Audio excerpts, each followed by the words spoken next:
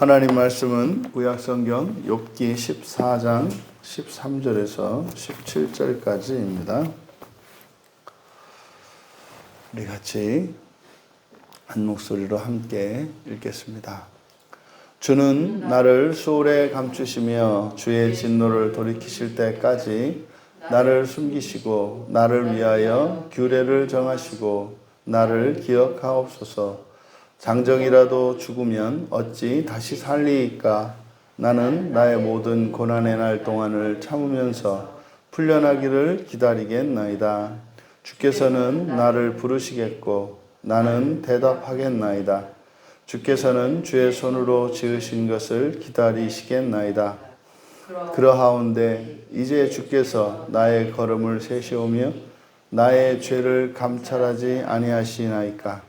주는 내 허물을 주머니에 봉사하시고 내 죄악을 싸매시나이다. 아멘. 고난의 유익이라는 제목으로 말씀의 은혜를 나누고자 합니다. 12절과 13절 사이에는 큰 논리적 비약이 있습니다.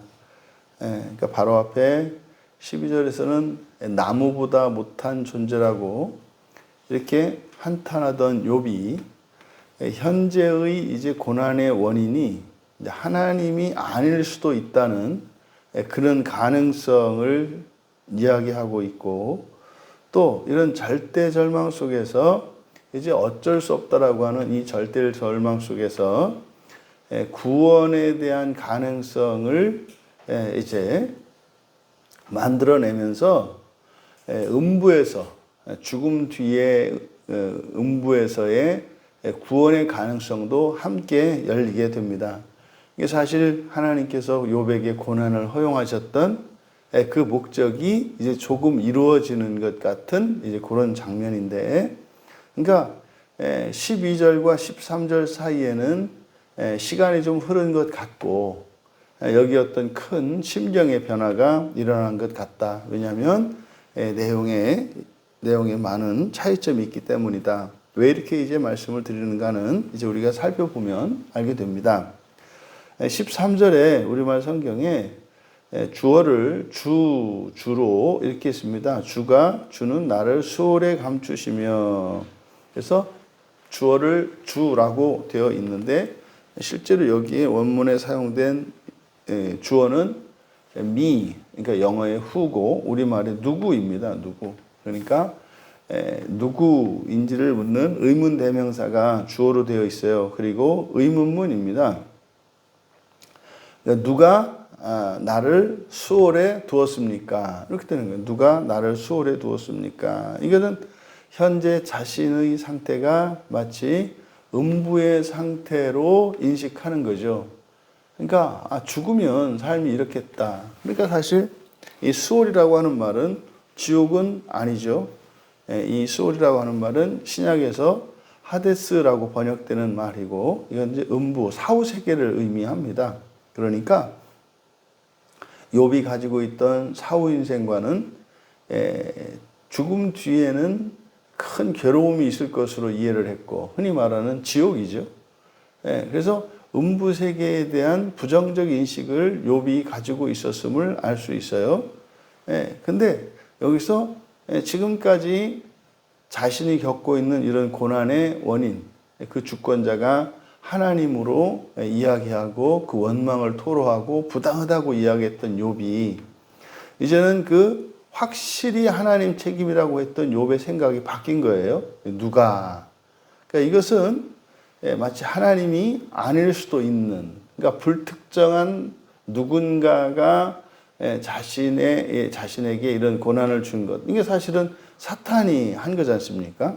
하지만 정확히는 모르지만 뭐 하나님이 아닐 수도 있겠다라고 하는 가능성이 이제 여기서 열린 거예요. 그러니까 이게 이 심경의 변화가 어떻게 해서 생긴지 모르지만 우리가 예측할 수 있는 것은 이게 고난이 오래되면 이렇게 꺾이는구나. 뭐 이렇게 이제 우리가 이해할 수 있는 거죠. 왜냐하면 특별한 다른 정황이 없으니까. 그러니까 그대로 직역하면 누가 수월에 두었습니까? 이게 목적어가 생략되어 있으니까 이건 분명히 자신이죠. 그래서 누가 나를 수월에 두었습니까? 그러니까 현재 자신의 이 고난의 상태를 죽음 이후의 사후의 상태로 인식하고 있다. 사실 바로 하나님이 원했던 게 바로 이거였죠. 이거예요.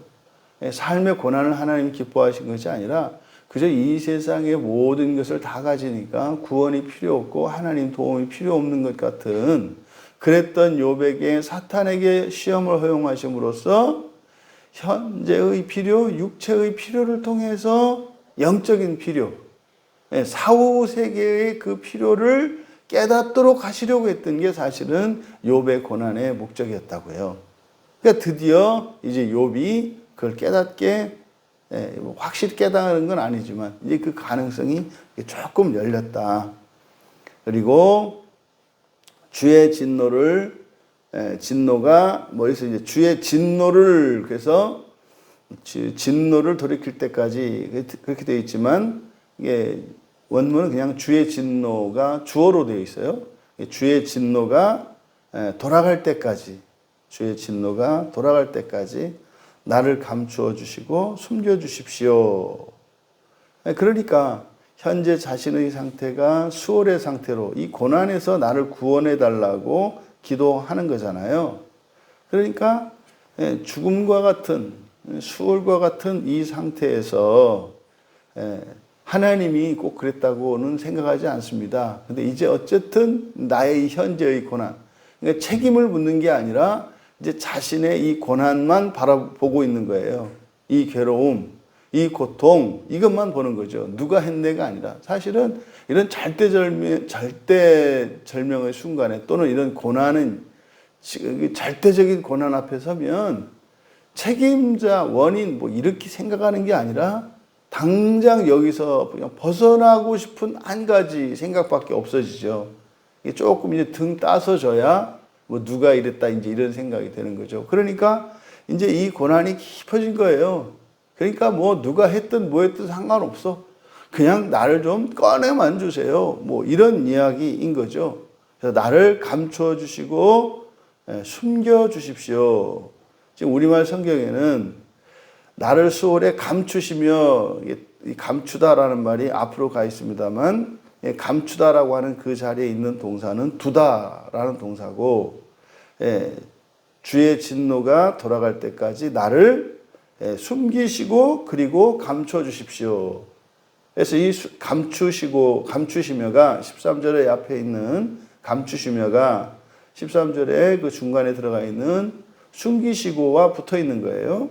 그래서 주의 진노가 돌아갈 때까지 나를 감추어 주시고 숨겨 주십시오. 그 다음에 나를 위하여 규례를 정하시고 나를 기억해 주십시오. 이게 나를 위하여 규례를 정하라고 하는 게 뭐냐면 구원이죠. 이게 사실은 아직 율법이 없던 시대이지 않습니까?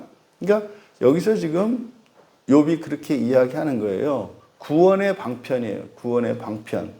여기서 이 규례라고 하는 것은 훗날 모세에게 주신 그 율법에 따르면은 종교적 규례를 말한다고요. 그러니까 종교적 규례라고 하는 것은 죄에서 벗어나기 위한 율법이잖아요. 그러니까 내가 구원받을 수 있는 어떤 방편, 이게 나를 위한 규례예요. 여기서 벗어날 수 있는 어떤 대안이나 방편을 정해 주십시오. 그리고 나를 기억해 주십시오. 뭡니까? 지금 이 현실적인, 이 지독한, 이 절대적인 고난 속에서 내가 회복될 수 있는 어떤 방법을 좀 가르쳐 주십시오. 뭐 제사를 드리라든지 뭘 하라든지 어떤 식이든지 바로 자신의 구원에 대해서 간곡히 요청하고 있는 기도입니다. 여기서도요. 어쨌든 이제 욥은 절대 절망 속에서도 구원의 가능성이 있음을 보게 돼요. 욥을 통해서. 왜요? 그렇게 하나님을 원망했던 욥이 이제는 그걸 버리고 하나님께 구원을 요청하고 있기 때문에. 그런데 그것을 통해서 사실 하나님의 목적이 조금씩 이루어지고 있다. 그게 뭐예요? 죽음 뒤에 바로 그 영혼의 구원이라 할 수 있고, 죽음 뒤의 구원에 대해서 이제 자각하기 시작했다라는 거. 이어서 14절에 장정이라도 죽으면 이렇게 돼 있죠. 그러니까 장정이라도 죽으면 주께서 나의 걸음을 세시오니 아닙니다. 장정이라도 죽으면 어찌 다시 살리이까? 이걸 의문문으로 만들어 놨거든요. 근데 여기서 의문문 아니고요. 그냥 조건문입니다. 그래서 참 이제 이런 게 좀 의외인 거예요. 어찌 이게 의문사이지 않습니까? 근데 어찌 이거는 없고요. 이게 이제 조건문이에요. 그래서 만일 장정이 죽고 다시 살아난다면 이렇게 되는 거예요. 만일 장정이 죽고 다시 살아난다면 앞에서 10절에서 장정이 죽으면 다시 돌아올 수 없다라고 하는 이야기를 했지 않습니까? 근데 여기 이제 큰 변화가 일어난 거예요. 만일 장정이 죽고 다시 살아난다면 이렇게 되는 거예요. 그러니까 사람이 죽었다가 다시 살아날 수 있다면, 그러니까 지금 욥의 자신의 고난의 상태가 극에 달하니까 이것이 이게 죽고 나면은 뭐 내가 생각했던 그 음부, 그 지옥이죠. 사실은 말은 음부라고 했습니다만 욥이 말하는 음부는 그냥 지옥이죠. 죽음 뒤에 사후 세계의 지옥을 이렇게 부정적인 고통이 있는 곳으로 사후 세계를 인식했는데 그게 사실은 정확히 이야기하면 지옥이죠. 음부가 다 그런 건 아니죠. 그랬잖아요. 사후 세계에는 낙원과 지옥이 있다. 그래서 신약 성경에서 이 하데스를 지옥으로 번역하는 분들이 있거든요. 성경에서도 그렇고 그렇게 이해해서는 안 돼요. 죽음 뒤에는 지옥만 있는 것이 아니라 낙원도 있는 거죠. 그러니까 여기서 이제 이렇게 장정이 죽고 살아난다면 사람이 죽었다 살아날 수 있다는 가능성을 욥이 알고 한 게 아니에요. 자신의 이 상태가 그 지옥과 같은 상태니까 지옥과 같은 상태니까 거기에서 구원받는다면 마찬가지로 지옥에서도 구원이 있어야 하잖아요. 그러니까 자기가 구원받아야 한다면 이 상태에서 내가 회복되고 이 고통이 사라지려면 이 죽은 사람이 살아나는 것과 같은 거겠구나. 그러니까 자기가 회복되어야 하겠으니까. 그럼 어떻게 돼요? 죽은 사람도 살아나야 되는 거예요. 만약에 죽은 사람이 살아나는 일이 없다면 자신의 상태가 회복될 수 없다고 지금 인식하고 있는 거죠. 그래서 만일 장정이 죽고 살아난다면, 죽었다가 살아난다면 이어지는 게 뭡니까? 나는 나의 모든 고난의 날 이렇게 되어 있는데 그래서 고난이라고 번역한 말이 차바예요. 차바. 이 차바가 군대에서 하늘의 군대를 이야기할 때 차바를 쓰고 근데 이것은 전쟁이라는 의미도 되거든요. 그러니까 고난의 날이 아니라 전쟁의 날들이죠. 전쟁의 날들. 나는 나의 모든 전쟁의 날 동안에 참으면서 풀려나기를, 여기서 풀려나다 밑줄 치시고 여기서 풀려나는 게 아니라 교대예요. 교대하다. 그러니까 나는 나의 모든 전쟁의 날 동안에 참고 기다리겠습니다. 뭐 할 때까지? 교대할 때까지. 그러니까 지금 욥이 여기서 얘기하는 건 뭐냐면 이렇게 만약에 죽은 사람이 살아날 수만 있다면 이것은 자기 자신에게 있어서는 뭐예요? 지금 이 상태에서 내가 회복될 수만 있다면 이게 마치 죽은 사람이 살아나는 것과 같다고 보는 거예요. 이 가능성에 있어서. 예전에는 절대로 없다고 생각을 했는데 그래서요 그냥 내버려만 두라고 얘기를 했는데 이제는 여기에서 회복될 수도 있겠다는 이게 이상한 건데 아니 조금 덜 힘들 때는 절대로 여기서 벗어날 수 없다고 생각했는데 조금 더 힘들어지니까 벗어나야 되겠다 이렇게 됐다 이 말이에요. 그러니까 이 고난의 끝이 가장 고난의 유익이 바로 이거였죠. 이거. 그래서 자신의 현재의 상태에 절망했던 욥이 그 절망이 더 깊어지니까 아이쿠야 이 상태로는 있을 수가 없겠구나. 이게 죽는 거겠구나. 이것보다 더 힘든 건 없겠구나. 그러니까 어떻게 해서든지 여기서 벗어나야 되겠구나. 그러니까 하나님 살려주십시오. 그러니까 이전에는 도저히 안 될 것 같다고 생각했던 상황이에요. 그러니까요. 사방팔방 다 막히면은요, 내가 죽어도 예수 안 믿는다, 죽어도 교회는 안 간다 했던 사람들이 이게 내 탈탈 털린다고 하잖아요.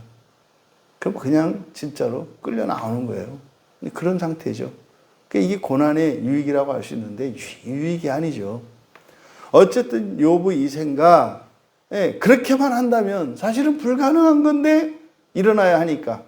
그래서요, 이게 뭐 칸트가 말하는 요청적 신처럼 요청적 구원이에요. 여기 있을 수 없으니까. 여기 있을 수 없으니까, 그러니까 구원이 된다면, 살아난다면 어떻게 하겠다? 전쟁터에 나가서 교대해주지 않아도 아무 소리 안 하고 그냥 전쟁터에서 싸울 수 있다 이 말이에요. 살려만 주시면 뭡니까? 어떤 어려움이라도 감수하겠다. 어떤 어려움이라도. 어쨌든 이제 드디어 욥이 부활의 소망을 가지게 되었어요. 근데 부활의 소망을 가지게 된 이유가 뭐예요? 지독한 절대적인 고통과 고난이었어요. 그러니까 부활을 나는 안 믿어 이랬던 사람이 그 절대적인 고통 속에 가게 되면은 아이쿠야 부활이 없으면 안 되겠네 이렇게 된다 이 말이에요. 이게 지금 욥의 상황이에요. 그러니까 가장 지독한 가장 밑바닥에 그 고난에 내려간 상태인 것을 우리가 알 수 있다. 그러면 이제 당신은 나를 부르시겠고 나는 대답할 것입니다. 그러니까 그렇게 구원해 주시기만 한다면 그때는 당신이 부르기만 하면 내가 즉각 대답할 거다 이 말이죠. 지금까지는 내가 막 말대꾸하고 원망하고 나 합리화하고 막 이렇게 얘기를 했는데 그때는 내가 아무 소리 안 할게요. 뭐 그러잖아요. 우리도 어떤 간절한 기도 제목이 있을 때 그냥 앞뒤 안 가리고 그냥 하나님 뭐 이것만 해주시면 오케이 내가 뭐든지 다 할게요. 뭐 이런 상태인 거죠. 나중에 후회하죠, 그렇죠? 그래서 그렇게 감정에 휩싸일 게 아니구나. 그렇다더라도 잘해야 되겠구나. 뭐 이렇게 하는 거죠. 그러니까 지금 이제 욥의 상태가 얼마나 절박한 상황인지 알 수 있는 거예요. 부르시면 대답하겠나이다. 주께서는 주의 손으로 지으신 것을 기다리겠나이다. 이게 무슨 말이에요? 부르시면 대답할 거고 부르셔서 시키신 그 일이 어떻게 해요? 즉각적으로 될 것을 열망하시게 될 거다. 그러니까 다 된다 이 말이에요. 다 된다. 그러니까 즉각적인 순종으로 당신이 명령하신 일이 이루어지게 될 겁니다. 살려만 주세요. 여기서 나만 꺼내주세요. 뭐 이런 거죠. 그리고 그러하온데 이건 이제 왜냐하면입니다. 왜냐하면 지금 이제라기보다는 지금. 왜냐하면 지금 당신께서 나의 발걸음을 세시오니 살핀다는 얘기죠.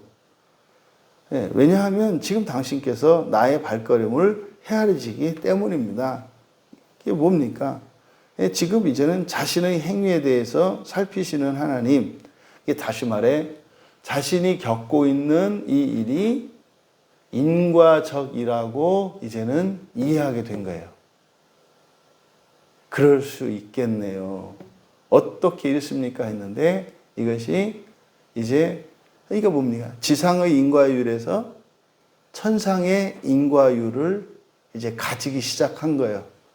내가 당하는 고난이 이유가 있겠네요.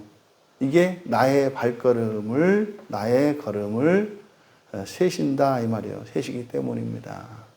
그러니까 내가 당하는 이런 고난이 나에게 원인이 있겠습니다. 이거를 발걸음을 세신다.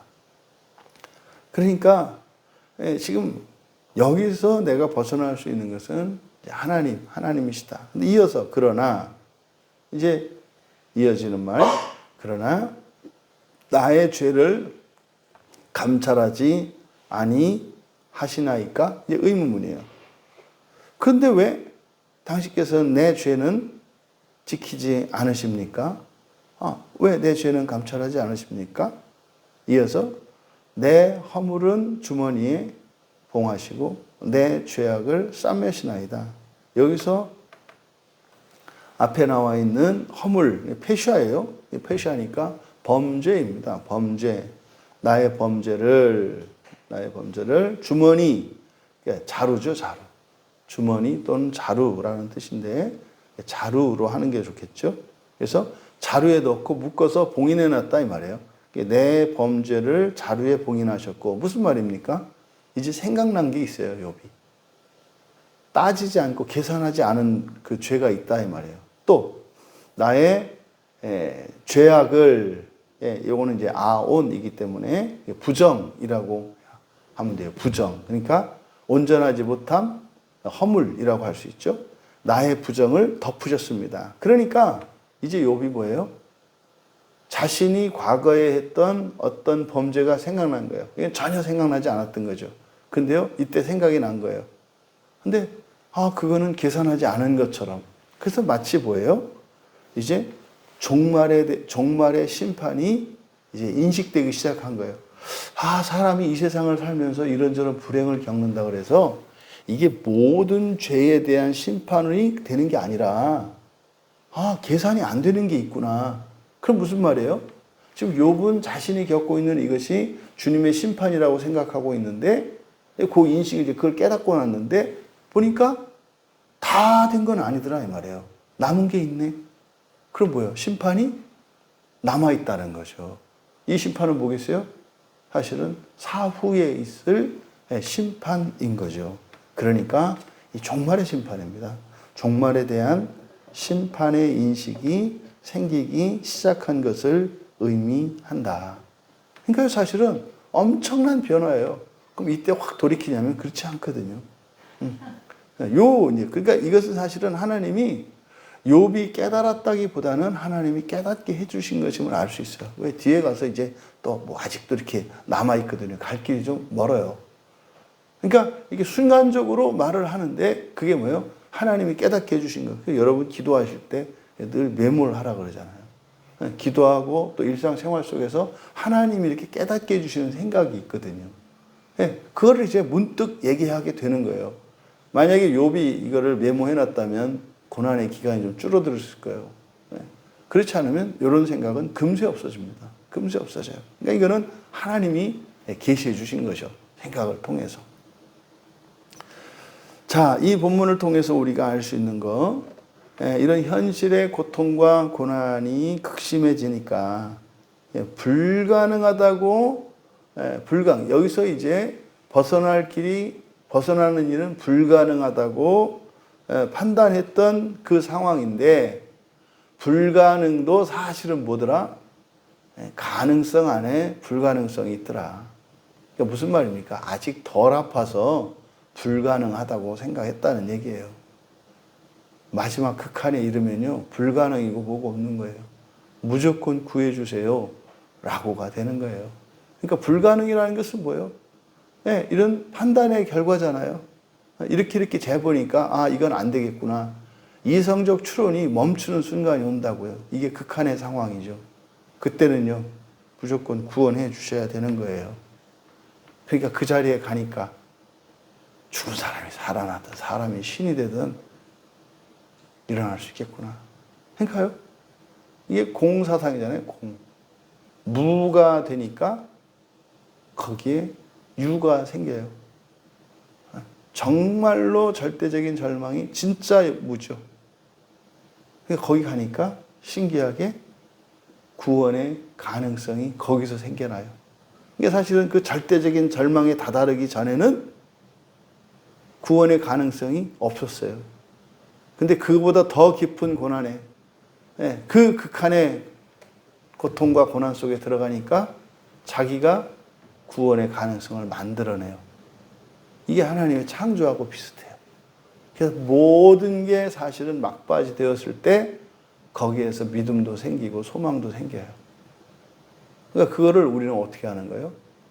상황적으로 그렇게 되기 이전에 전혀 결핍도 없는 상태에서 그 절대 절망의 상태를 우리가 만들어 가는 거죠. 내려가지 않고도. 그러니까요, 다 잃어버리지 않고도 다 잃어버린 그 마지막의 상태에서 깨달을 수 있는 것을 하나님 말씀을 통해서 믿음으로 우리는 깨닫게 되는 거예요. 그러면 현재가 우리의 밑바닥이 된다면 여기서부터는 차고 올라가는 거예요. 안 될 거야, 안 돼, 무엇 때문이야. 이건 뭐예요? 아직 바닥이 아니기 때문이라는 것을 알 수 있어요. 그런데 그렇게까지 혹독할 정도로 하나님이 내버려 두시는 이유는 뭐예요? 바로 이게 죽음에서의 구원, 부활이잖아요.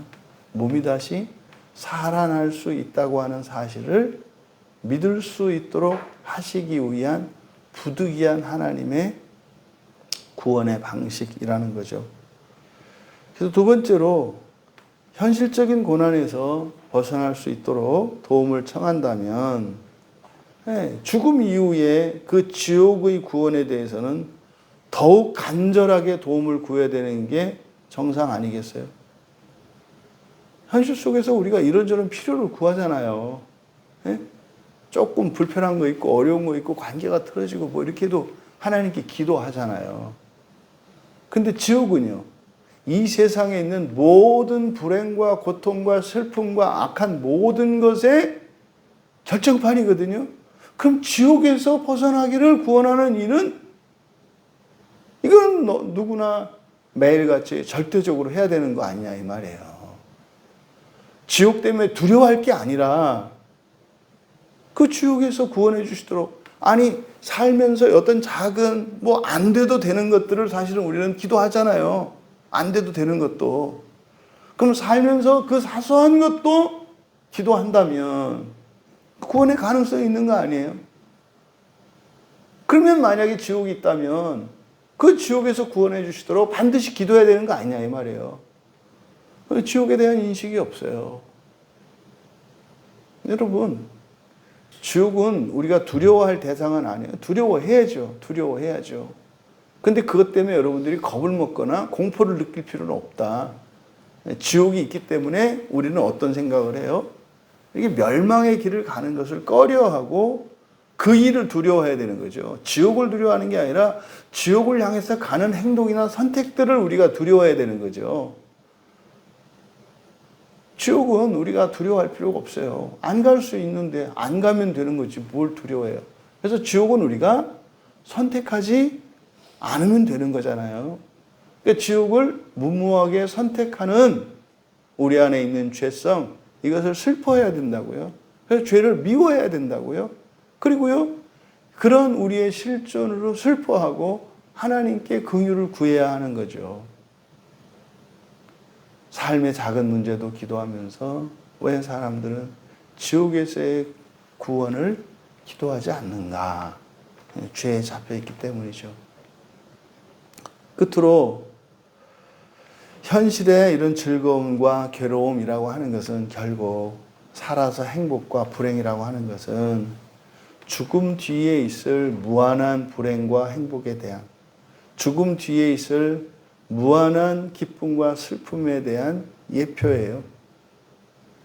인생에서 겪는 모든 것은 다 사실은 그냥 체험입니다. 한 실례에 불과해요. 그냥 맛보기에 불과하다 이 말이에요.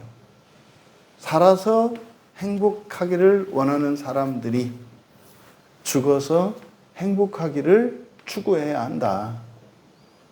살아서 이 고난과 이런 불행을 싫어하고 꺼려하고 벗어나기를 원하는 사람들은 그것의 무한배수인 죽음 뒤에 있는 그것에서 벗어나기를 우리가 깨야 된다. 여러분이 살면서 행복할 수도 있고 불행할 수도 있다는 것을 아셨다면 죽고 난 뒤에도 지극히 행복하고 지극히 불행해질 수 있다는 것. 또 죽음 뒤에도 이런 지극한 고통과 지극한 즐거움, 기쁨이 있다면 살면서도 있다는 것. 바로 이 고난을 통해서 우리가 얻을 수 있는 이 사후 세계의 구원에 대한, 그리고 사후 세계에 대한 그런 영적인 지식들을 얻을 수 있었던 욥의 이 경험을 통해서 우리에게도 우리의 삶을, 현실의 삶만이 아니라 죽음 뒤에 있는 사후의 인생을 위해서도 온전함을 위하여 살아갈 수 있는 우리 모두 되시기를 주님의 이름으로 축원합니다.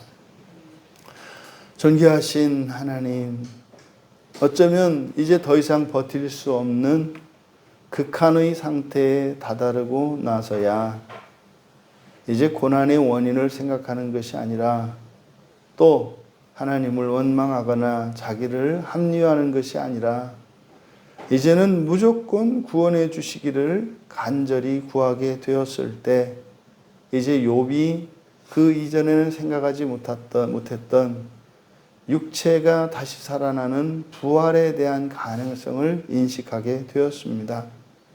또 삶에서의 고난만이 아니라 죽음 이후의 고난이라는 것은 비할 바 없이 더 크다는 것도 깨닫게 되었고 완전한 구원을 하나님께 간구하게 되었습니다.